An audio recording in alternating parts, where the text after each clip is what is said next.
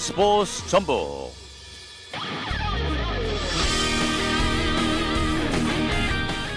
네, 여러분 안녕하십니까? 제가 조금 늦게 등장했죠. 네, 전주 공동체 라디오에서 방송되는 스포츠 전북입니다.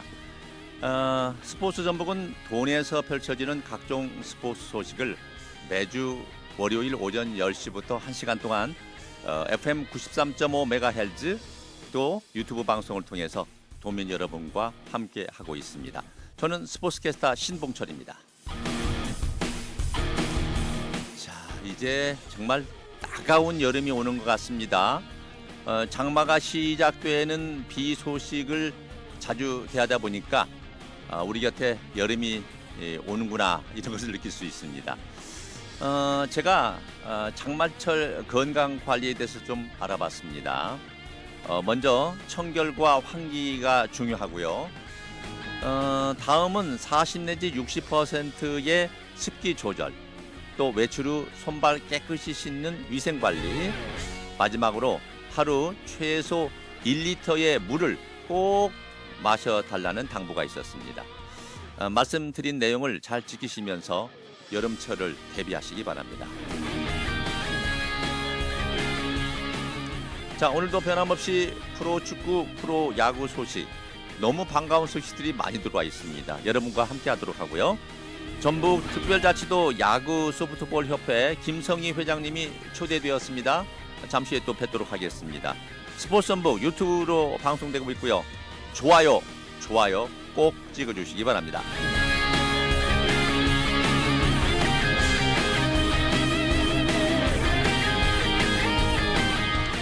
자, 먼저 프로축구 소식부터 전해드리도록 하겠습니다. 오늘은 전주대학교 축구학과 정경구 교수님이 전화 연결돼 있습니다. 여보세요? 여보세요? 네네네네네네. 네. 안녕하십니까? 네네. 혹시 어디 계신지 여쭤봐도 될까요? 다른 도시에 또 계시는군요.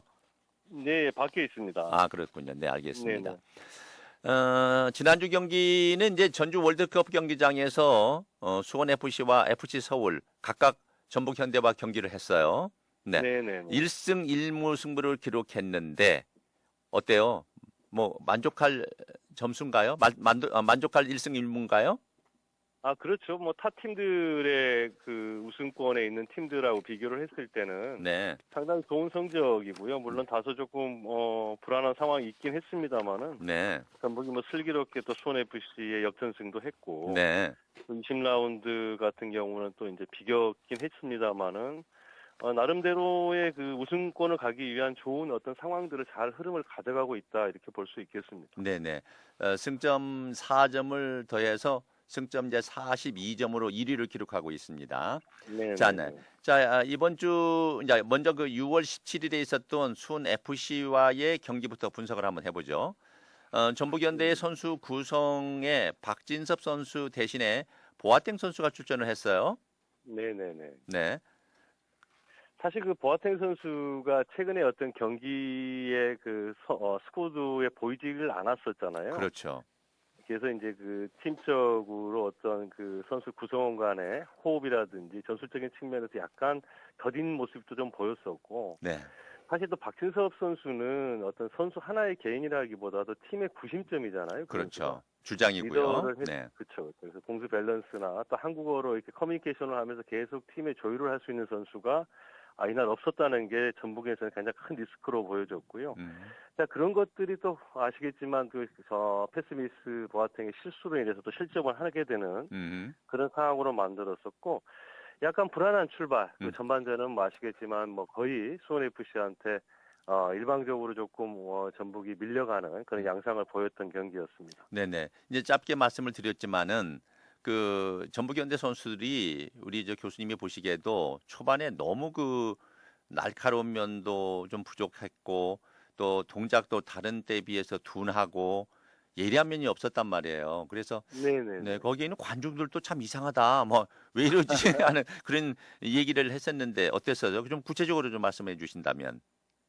사실 그 팀이 모든 경기를 다 잘했던 경기가 계속 반복될 수는 없어요. 네.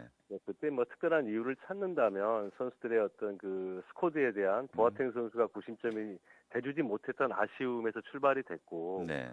그다음에 이제 전반적으로 봤을 때 체력적인 부분들, 또 이런 것들도 굉장히 누적되지 않았는가라는 네. 생각도 좀 들게 됐습니다. 아무튼 전북 같은 경우는 계속 기존의 스쿼드를 계속 사용했던 그 포에서 전술적 측면을 봤을 때는 선수 하나가 이렇게 크게 영향을 미칠 수 있다라는 네. 것을 보여주는 그런 경기였습니다. 그렇습니다. 그 이제 좀 불안한 느낌이 있을 때 전반 4분에 너무 빨리 실점을 했어요. 네네, 네네. 그랬어요. 그 내용을 좀 말씀해 주시죠. 우리가 전반 4분에 그 우리 진영 하프 라인 그 중앙에서 2대 월패스의 그 실점 같은 경우는 상당히 좀 아쉽죠. 근데 그 시작이 보아탱에서 시작이 됐어요. 네네. 그래서 그 월패스의 실점 같은 경우는 정말 많은 생각을 하게끔 만들어주고 그 상황에서 이 백포 라인과 그 미들 라인에 공간이 생겨버렸단 말이죠. 그렇죠. 네. 그래서 그 공간을 뚫고 들어가서 수원 FC 선수가 득점했던 것.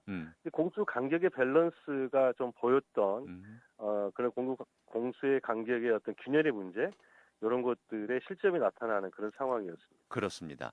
그 전북현대의 이제 전진우 선수를 활용한 측면 공격을 여러 번 시도를 했는데 전반 25분에 아주 송민규 선수에게 찬스가 왔는데 그 슛이 그 올때를 맞았어요.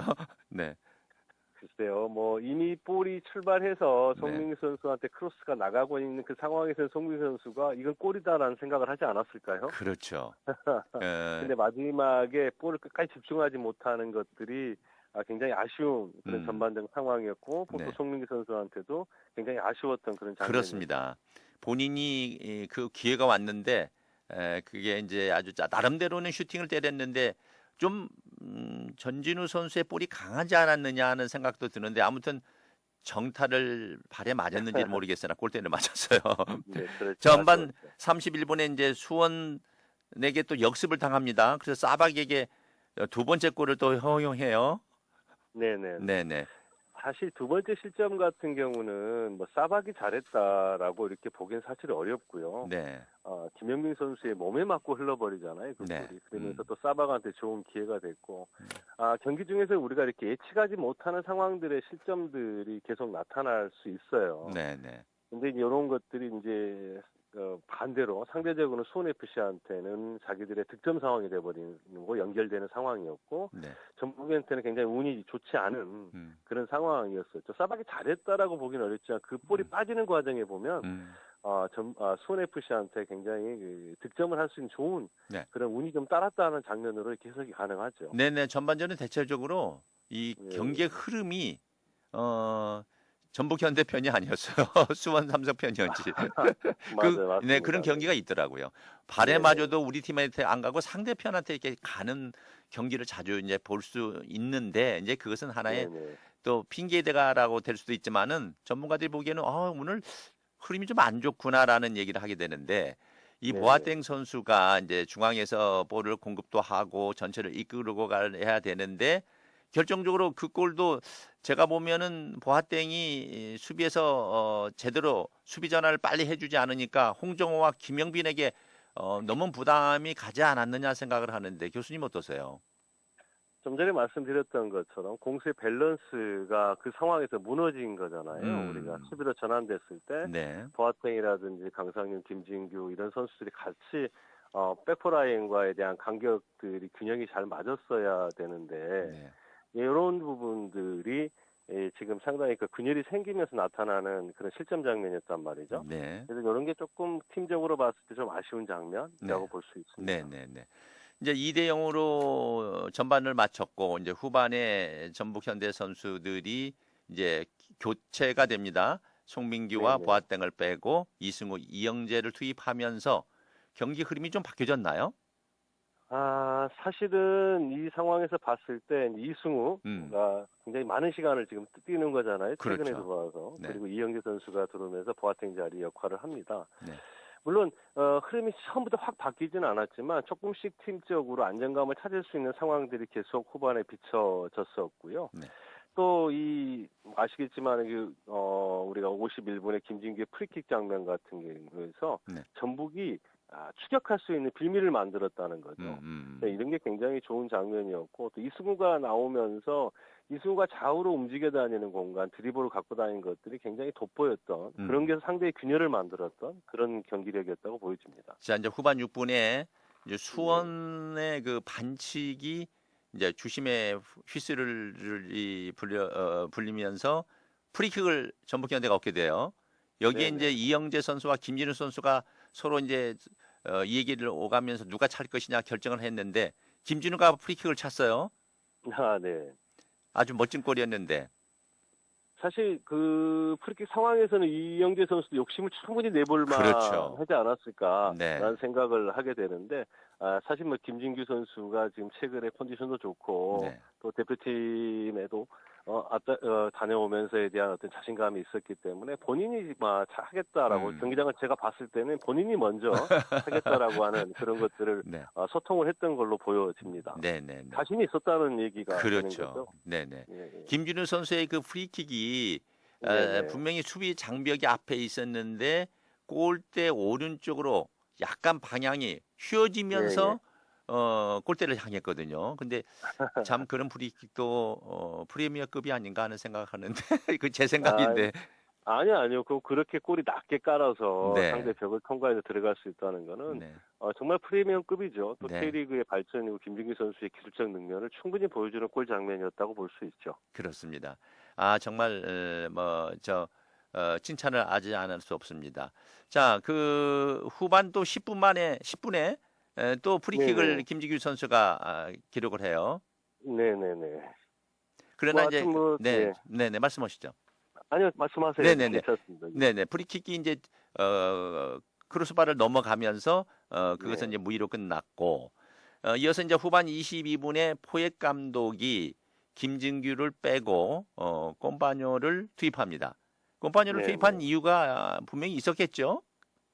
물론 이제 2대1 상황이고 우리가 그 전북의 입장에서는 추격할 수 있는 발판이 만들어졌고 네.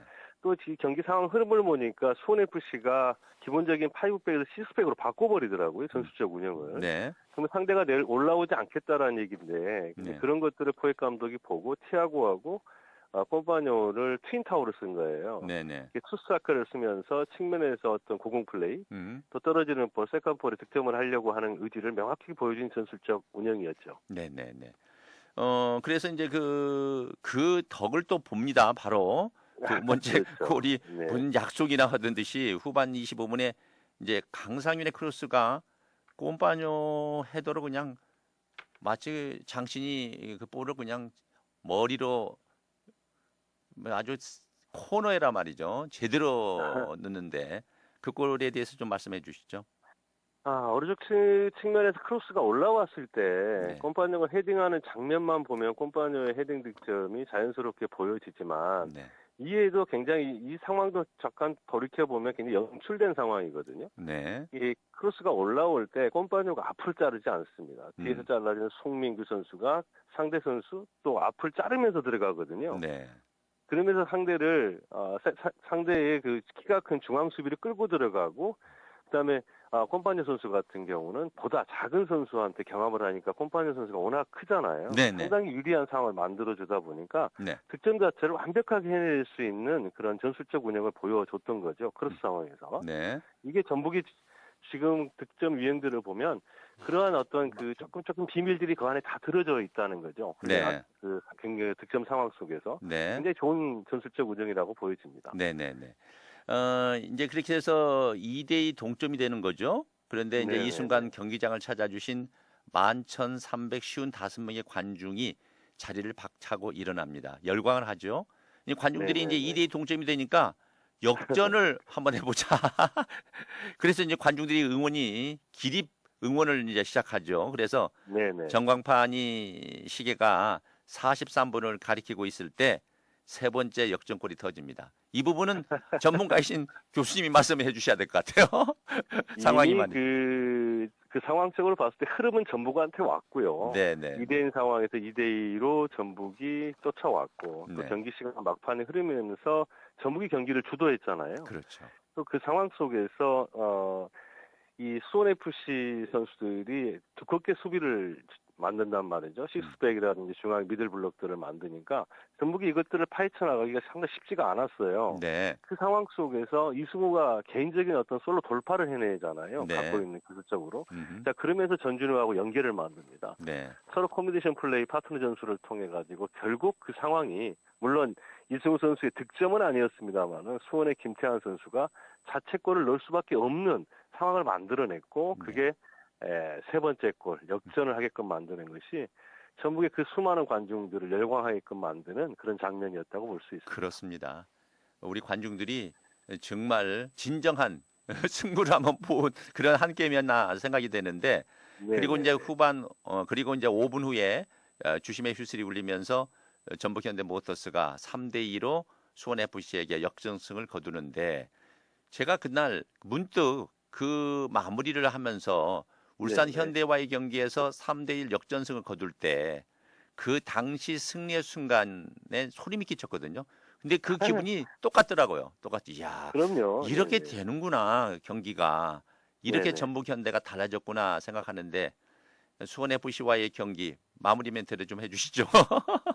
상대가 강하게 나오고 또 상대가 수비 전술을 썼을 때도 이걸 해결할 방법이 있고 해결할 선수들의 개인적 능력이 있다는 부분이 전북이 최근 상승세고 네. 앞으로도 우승권에서 우승을 할 수 있는 팀으로 완벽하게 지금 변화되고 있다. 네. 이렇게 볼 수 있습니다. 알겠습니다. 한마디로 그냥 정확하게 짚어주셨고요. 네. 이제 전북 현대가 측면 공격수를 영입했어요. 예. 네네. 추마시라는 선수를 영입을 했죠. 네. 하나 국가대표 출신 선수인데요. 네네. 저도 20라운드 경기를 보면서 선수를 처음 알게 됐는데 굉장히 스피드는 있는 선수더라고요. 네. 그 얘기는 이제 조금 이따가 또 한 번 또 할게요. 네네. 자, 그 이제 21일 토요일에 이제 FC 서울과 이제 경기를 하게 됩니다. 네네. 3대1로 이제 수원 FC를 이긴 그런 기분을 끌고 이제 서울 FC와 팀 순위 이제 6위인 FC와의 경기를 하는데 좀 선수들이 부담스러우지 않았는가 그런 생각이 들었어요. 느낌으로 이렇게 경기장의 흐름으로 봐서 어땠을까요? 네. 글쎄요, 부담보다는 전북이 홈이잖아요. 네. 충분한 이점이 있었을 거고, 또 물론 그때 서울 가서 또 1대0으로 승리했던 좋은 기운도 있었을 거고, 단 이제 선발 스쿼드에서 김태환 선수가 부상으로 제외되고 또 전진우 선수가 경고 누적으로 빠졌다는 좀 아쉬움은 있지만 충분히 경기를 잘 해낼 거라고 보면서 경기를 봤습니다. 네네. 그런데 이제 이 경기장의 잔디 상태를 제가 네네. 아마 교수님도 칭찬하지 않을 수 없었을 거예요. 네네. 그렇게 비가 왔잖아요. 많은 비가. 그런데 저는 축구장에서 깜짝 놀랐어요. 이 세상에 이렇게 아름답게 녹색빛을 비치면서 운동장에 물기 하나 없다는 거. 정말 박수를 보내는 생각이 들었는데 그런 데 가서 교수님 한번 떼어보시면 기분 좋으실 것 같은데.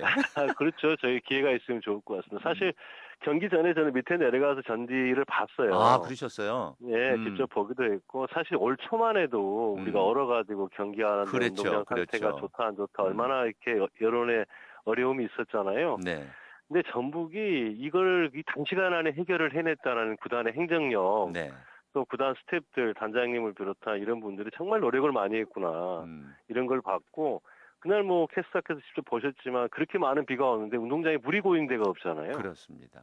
작년에 제가 여기 서울 전북 경기를 보면 물이 중간중간에 다 고여 있었어요. 그 정도면. 그랬어요? 네. 물텀벙들이 다 있어가지고 볼이 나가지 않을 정도의 그 상황들이었는데, 야, 이게 정말, 전북이 지금 최근에 어떤 상승세도 물론 상승세지만, 이런 환경적인 것도 이제 세계적인 수준으로 지금 변모하고 있구나라는 생각을 하게 되는 그런 시설이었습니다. 알겠습니다. 사실 이제 교수님께서는 축구단만 칭찬을 해주셨는데 중요한 것이 전주시 시설관리공단 네네. 시설관리공단의 직원들의 노고를 또 한번 칭찬해 주세요.